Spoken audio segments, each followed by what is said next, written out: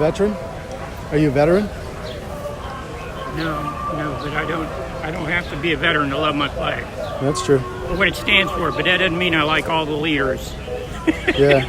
So are you here on one side or the other, or just? Well, I'm here to support fairness and fairness for all people, races. And I really do believe that over the years that whites typically have always received so much preferential treatment, that it has had a significant effect upon the African American community in a negative way. I mean, suppose every day you got up and you went, 50 years ago, it was very common for racial slurs to be thrown at African Americans. Suppose every day you felt you were under assault in your own country. That's very serious stuff. And then you take, I don't know the exact year of the Emancipation Proclamation by Lincoln. I know it was between 1861 and 1865, yeah. But even after that, it was 90 years before the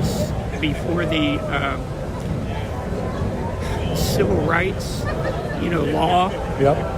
And then in the South, where African Americans had to go take some trick question test and pay poll taxes. Yeah. Come on, it's been a wall of opposition, and that would have a negative effect on anybody. It just happened to be African Americans who were brought here against their will. Okay, yeah. So I've got something here called generational financial degeneration, which is the concept I just came up with. It is that ever since 1607 is Jamestown around there. Jamestown. Yeah, in Virginia, the first colony. Oh yeah, sure. Since that time, and the first slaves, there's been like 16 to 20 generations, born into an oppressive system. And because of that, you can never financially get a foothold. Yeah, it's deep. Yeah, so it's like, it's degenerational. And it's in a person's ability to find some stability, with housing, work, all kinds of stuff, everything everybody needs. And so, there are actually laws today against that.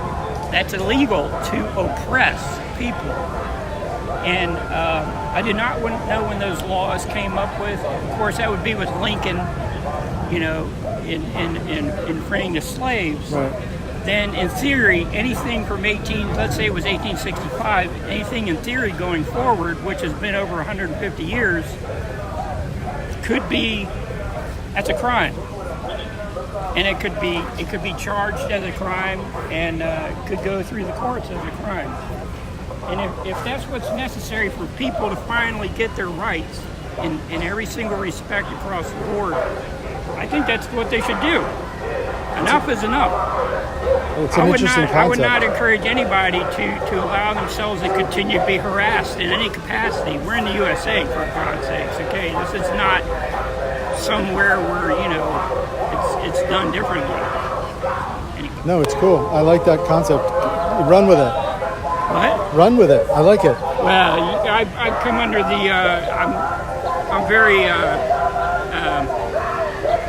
frustrated that if you don't have position and power in this country, it doesn't mean you will never be heard, but 99% of the time you're not. So Right. It's just something I'm throwing out there. No, it's cool. Yeah. Thanks, man. Okay. Take care, buddy.